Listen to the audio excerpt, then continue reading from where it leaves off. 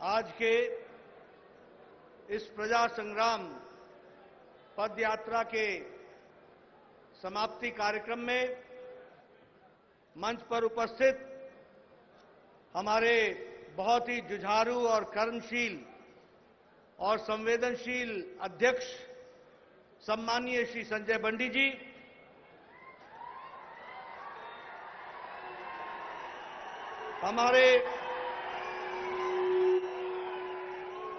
हमारे भारत सरकार में मंत्री श्री जी किशन रेड्डी जी, हमारे तरुण चुग जी, महामंत्री भारतीय जनता पार्टी, हमारे वरिष्ठ नेता और विधायक एटला राजेंद्र जी, हमारे विवेक वेंकट स्वामी जी जो पूर्व में सांसद रहे, किशन रेड्डी जी जिला अध्यक्ष, मनोहर रेड्डी जी यात्रा के प्रमुख, अरविंद मेनन जी सह प्रभारी, हमारे वरिष्ठ साथी श्री पी मुरलीधर राव जी, हमारे अरविंद धर्मपुरी जी, हमारे सुधाकर रेड्डी जी, हमारे सभी मंचासीन वरिष्ठ पदाधिकारी और कार्यकर्ता बंधु और यहां इतनी बड़ी संख्या में आए हुए दूर दूर से हमारे सभी पार्टी के समर्थक, पार्टी के प्रेरक और पार्टी को उत्साह दिलाने वाले हमारे सज्जन वृंद और मीडिया के मेरे साथी, प्रिंट मीडिया और इलेक्ट्रॉनिक मीडिया के मेरे साथी, आज मेरा ये सौभाग्य है कि मुझे इस प्रजा संग्राम पदयात्रा के समाप्ति पर आने का सौभाग्य मिला है। सबसे पहले तो मैं भगवान श्री राजेश्वरी को नमन करता हूं और उनसे प्रेरणा लेकर के अपनी बात को प्रारंभ करता हूं। वहीं हमारे कोंडागट्टू हनुमान जी से भी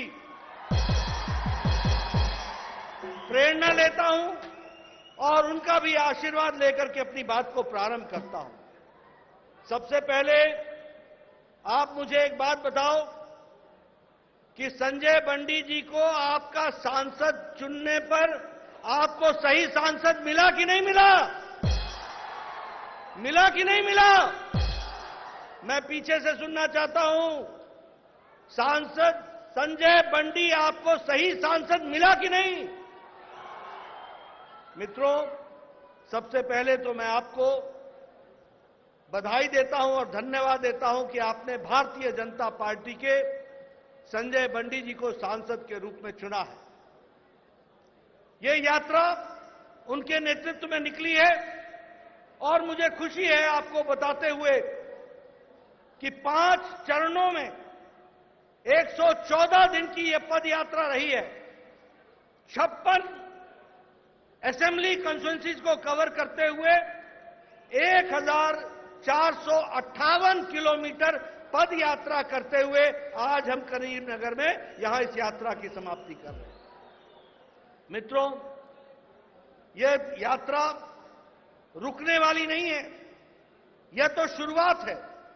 इसके साथ साथ प्रजा घोषा, बीजेपी भरोसा, इस यात्रा को भी हम गांव-गांव, घर-घर पहुंचाने वाले हैं और हमारे सभी नेता उसमें शामिल होने वाले हैं। और उसी तरीके से एक नारा भी आप लोगों ने तय किया है, सालू डोरा सेलाऊ डोरा अभियान। इस अभियान के तहत enough is enough, good bye KCR, इसको भी हमको समझने की जरूरत है। और साथ ही साथ मैं यह भी बताना चाहता हूं कि दूसरे फेज में और तीसरे फेज में, और अभी जब मैं आ रहा था तो मेरी यात्रा को भी रोकने का काम टीआरएस ने किया और टीआरएस के लोगों ने किया। मैं केसीआर को बता देना चाहता हूं कि ये प्रजातंत्र है। दमन को प्रजातंत्र के अंदर इतिहास के कूड़ेदान में दफन कर देती है ये जनता है। इसको पहचानो, इसको समझो। और इसीलिए मैं ये कहना चाहता हूं कि पार्टी ने इस यात्रा को निकालकर जो लोगों का जन आक्रोश था उसको लोगों के साथ मिलकर के समाज में, देश में, प्रजातंत्र में बताने का काम ये हमारी यात्रा ने किया है। और साथ ही साथ मैं ये भी बोलना चाहता हूं कि आज जब मैं यहां आया हूं तो एक तरफ भारत सरकार मोदी जी के नेतृत्व में चल रही है, जो आम गांव, गरीब, वंचित, पीड़ित, शोषित, दलित, महिला, किसान, युवा, इनको ताकत दे रही है। और वहीं केसीआर की सरकार भ्रष्टाचार, अनाचार, प्रजातंत्र का गला घोटने वाली और जनता विरोधी नीतियों के साथ वो यहां पर काम कर रही है। ऐसी सरकार को न रहने का अधिकार है, न काम को आगे बढ़ाने की दृष्टि से उन्होंने कोई काम किया है। अब समय आ गया है जब उनको गुड बाय कहा जाए, उनको आराम दिया जाए और हमारे लोगों को काम दिया जाए और सरकार को आगे बढ़ाने का इंतजाम किया जाए। मित्रों, अगर मैं समाज के सभी वर्गों की बात करूं, हम लोगों ने कहा सबका साथ, सबका विकास, सबका विश्वास, सबका प्रयास। कभी किसी ने सोचा था कि कोई आदिवासी महिला भारत की राष्ट्रपति बनेगी? कभी सोचा था कि कोई दलित भारत का राष्ट्रपति बनेगा? कभी किसी ने सोचा था कि 12-12 मंत्री हमारे दलित होंगे? कभी किसी ने सोचा था कि 8 मंत्री हमारे केंद्र सरकार में आदिवासी वर्ग से होंगे और 20 से ज्यादा हमारे पिछड़े वर्ग से होंगे? ये सबको साथ जोड़ने का काम, एक माला में पिरोने का काम, सबका साथ, सबका विकास, सबका विश्वास और सबके प्रयास को आगे बढ़ाने का काम किसी ने किया है तो नरेंद्र मोदी जी की सरकार ने और नरेंद्र मोदी जी ने किया है। यह हमको ध्यान में रखना चाहिए। मैं इसके साथ साथ यह भी बताना चाहता हूं कि विकास के दृष्टि से आज अगर मैं तेलंगाना की बात करूं तो जो सड़कें बनी हैं वो पिछले 5 साल के अंदर केंद्र सरकार के द्वारा 4,996 किलोमीटर बनी है, 4,996 किलोमीटर।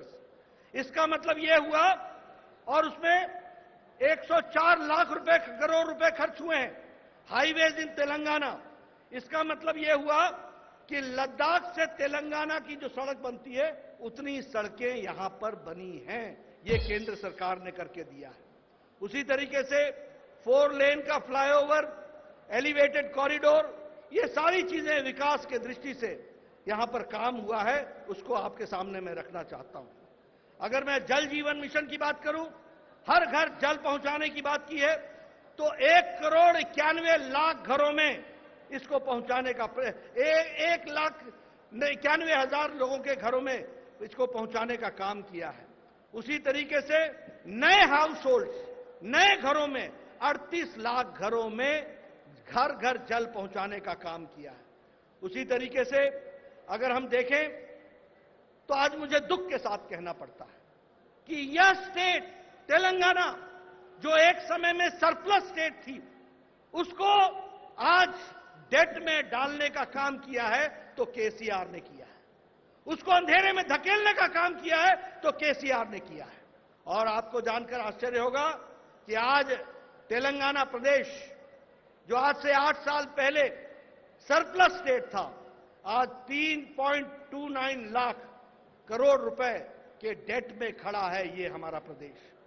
उसी तरीके से केसीआर बोलते रहते हैं कि Telangana is a richest state. मैं उनको करेक्ट करना चाहता हूं, Telangana was a richest state, you have made it a poor state and a debt state. यह भी आपने ला करके खड़ा किया है। अगर मैं बात करूं, ऊंचे ऊंचे विचार लेकर के चले, ऊंची ऊंची बातों को कहने के लिए चले। मैं कोशिश करूंगा, आपके तेलंगाना में एक कहावत है, उस कहावत को मैं तेलुगु में बताने का प्रयास करूंगा। पता नहीं मैं समझा पाऊंगा कि नहीं समझा पाऊंगा, लेकिन मैं कोशिश जरूर करूंगा। वो कहावत क्या है? उट्टी एगरा लेनम्मा स्वर्गनिकी एगुरा दामू आनू कुंडी। यानी छत पर हांडी टांगने की जगह नहीं और सपने आसमान के देखने लगे हो, यह है केसीआर का काम। ऐसे लोगों को रहने देना है क्या? ये कुछ आपका भला कर सकेंगे क्या? बताओ मेरे को, भला कर सकेंगे क्या? मित्रों, आज अच्छा नहीं लगता है कहते हुए। ठीक है, केसीआर साहब को गुस्सा आता होगा, लेकिन आखिर एजेंसीज को उनकी बेटी को पूछताछ के लिए बुलाना क्यों पड़ रहा है? क्या कारण है? कौन सी ऐसी चीज है? भ्रष्टाचार में आकंठ डूबे हुए, और उम्मीद क्या लगाई है? भारतम राज्य समिति, अब भारत की राज्य समिति बनेगी, तेलंगाना की राज्य समिति नहीं रह गई है। और मैं तो ये कहूंगा कि टीआरएस से बीआरएस और बीआरएस से आने वाले समय में वीआरएस, वॉलंटरी रिटायरमेंट हो जाने वाली है। वीआरएस लेने वाले हैं, वॉलंटरी रिटायरमेंट स्कीम को लेंगे। उसी तरीके से अगर दुबाका में हमारी जीत होती है, अगर हमारी हुजूराबाद में जीत होती है, तो आने वाले समय में विधानसभा के चुनाव में आप भारतीय जनता पार्टी का समर्थन करेंगे, ये मेरा पूरा विश्वास है। मैं यहां यह भी बात कहना चाहता हूं, आपका ज्यादा समय नहीं लूंगा, मुझे आने में देर हुई है, मैं जानता हूं, लेकिन मैं आपको बताना चाहूंगा, एक समय में केसीआर कहते थे कि हम प्रजातांत्रिक तरीके से तेलंगाना को चलाएंगे। ये भी कहते थे कि मैं दलित को मुख्यमंत्री बनाऊंगा। बोलते थे कि नहीं बोलते थे? अब उनको बेटा, दामाद, बेटी के सिवाय कोई नहीं दिखता, और कोई नहीं दिखता। और ये प्रजातंत्र के बारे में बोलने वाले व्यक्ति आज पारिवारिक डायनेस्टिक रूल के तरफ जाने की कोशिश कर रहे हैं, परिवारवाद फैला रहे हैं। उसी तरीके से अगर मैं भ्रष्टाचार की बात करूं, तो मैक्रो लेवल पर लूट का काम केसी चंद्रशेखर राव ने लिया हुआ है, केशव चंद्रशेखर राव ने लिया हुआ है। और छोटे स्तर पर, माइक्रो स्तर पर इनके मंत्री और इनके एमएलए ने लूट का काम ले रखा है। मैं ठीक बोल रहा हूं कि नहीं बोल रहा हूं? मैं सच बोल रहा हूं कि नहीं बोल रहा हूं? मैं सच बोल रहा हूं कि नहीं? मित्रों, ये इनका हाल चाल हो गया है। और अगर मैं कहूं तो इन्होंने धोखा दिया जनता को, और धोखा दिया उन लोगों को जिन्होंने तेलंगाना बनाने में अपने आप को आहूत कर लिया, शहीद हो गए, उनको भी इन्होंने धोखा दिया है। और आजकल मुझे पता चला है कि आजकल लैंड रेवेन्यू में दरानी पोर्टल चला है। दरानी पोर्टल है, यह तो लूट का कारण बन गया है। यह टीआरएस के लोगों को लूट का तरीका बन गया है। उसको भी हमको ध्यान में रखना होगा, और उसको भी ध्यान में रख करके आगे समझना पड़ेगा। जहां तक लोकल बॉडीज का सवाल है, वहां भी उन्होंने किसी तरीके से कोई भी काम नहीं किया, और साथ ही साथ आर्थिक रूप से भी समस्या क्रिएट करने का काम किया है। और उसमें भी अगर 42,000 करोड़ रुपए का बजट ये मिला है, तो यह भी मिला है केंद्र सरकार के द्वारा, और इस तरीके की बात को भी हमको ध्यान में रखना चाहिए। अगर मैं लिबरेशन डे की बात करूं, 17 सितंबर को केसीआर नहीं चाहते कि लिबरेशन डे हो, क्योंकि ओवैसी के साथ संबंध बना के रखते हैं, और ऐसे लोग क्यों चाहेंगे कि लिबरेशन डे बने। लेकिन हां, हम जानते हैं तेलंगाना का इतिहास, हम जानते हैं रजाकार की क्रूरता, हम जानते हैं किस तरीके से उन्होंने समाज को बांटने का प्रयास किया है। और हम यह भूलने वाले नहीं हैं कि किस तरीके से हमारी भारत की जनता ने इन रजाकारों का मुकाबला भी किया, और देश की आजादी के लिए भी अपने आप को जोड़ा है। ऐसे में लिबरेशन डे हम 17 तारीख को सितंबर को मनाने का, जिसको हमारे गृह मंत्री अमित शाह जी ने शुरू किया है, उसको और जोर शोर से मनाएंगे, और देश के दृष्टि से उसको आगे बढ़ाएंगे, ये मैं जरूर कहना चाहता हूं। मित्रों, वो यादें भूल गए। 2 बेडरूम बनाऊंगा, अपने तो फार्म हाउस बना के बैठ गए, और गरीबों को 2 बेडरूम से भी बेनसीब कर दिया, वह भी उनसे छीन लिया। उन्होंने कहा था कि हम 1 टाइम लोन वेवर करेंगे फार्मर्स का, अभी भी किसान इंतजार कर रहे हैं। उन्होंने कहा था कि 2 एकड़ लैंड एससी को और 3 एकड़ लैंड एसटी को देंगे। हमारे एससी भाई और एसटी भाई भी इंतजार कर रहे हैं। और स्टाइपेंड के लिए युवाओं को एक बड़ा अच्छा फिगर बताया था, 3,016 रुपीज पर मंथ। ये 16 रुपए क्यों जोड़े थे मेरे को आज तक समझ नहीं आया। ये क्यों जोड़े थे मेरे समझ में नहीं आया। ऐसा लगता था जैसे एकदम जोड़ करके निकाला हो और 16 रुपए तेरे बनते हैं तो 3,016 रुपए हम तुमको देंगे। आज भी बेचारा युवा इंतजार कर रहा है उस 3,016 रुपए के लिए, वह भी हमको ध्यान में रखना चाहिए। कहा था केजी से पीजी तक हम पढ़ाई करने की व्यवस्था करेंगे, उसका भी क्या किया वो भी आप सबके ध्यान में है। वेलनेस सेंटर्स का नाम बदल करके बस्ती दवाखाना कर दिया। हम केंद्र सरकार की योजना 1,50,000 देश में हम वेलनेस सेंटर बना रहे हैं और उस वेलनेस सेंटर में 1,50,000 में बड़ी संख्या में तेलंगाना में भी बन रहा है, लेकिन उसका नाम बदल करके बस्ती दवाखाना। अब मैं पूर्व स्वास्थ्य मंत्री रहा हूं, मुझे मालूम है दवाखाना और वेलनेस सेंटर में जमीन आसमान का अंतर है।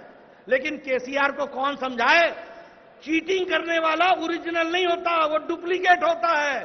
तो तुम डुप्लीकेट हो, ओरिजिनल हम ही हैं, ये तेलंगाना की जनता जानती है। और इसीलिए मैं अंत में एक बात कहूंगा, आपका ज्यादा समय नहीं लूंगा।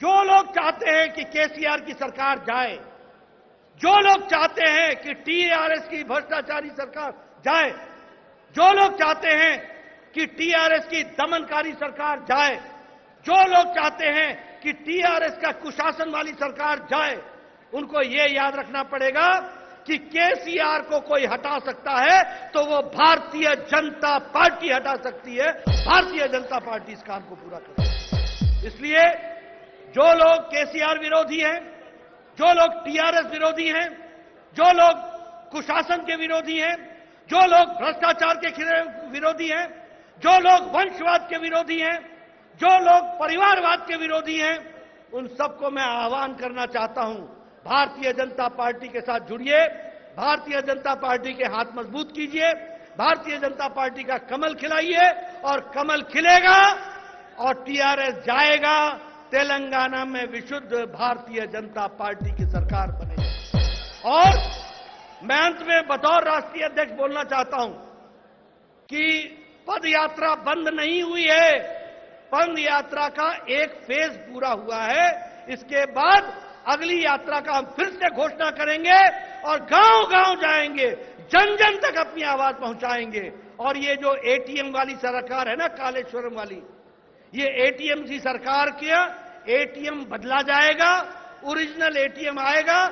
जो केंद्र सरकार जिस बात को कहेगी उसको यहां पूरा करेगा और धरती पर लगाने वाला काम करेगा। इस बात को हमको समझना होगा। मुझे पूरा विश्वास है कि आप सब लोग इस यात्रा के लिए मैं शुभकामनाएं देता हूं और आप आगे बढ़िए, पूरी ताकत से लगिए, तेलंगाना की जनता की सेवा कीजिए, तेलंगाना के जनता को आगे बढ़ाने का काम कीजिए, तेलंगाना राज्य को आगे बढ़ाने का काम कीजिए और भ्रष्टाचारी सरकार को से मुक्त होइए। इन्हीं शब्दों के साथ बहुत बहुत धन्यवाद। जय भारत, जय तेलंगाना।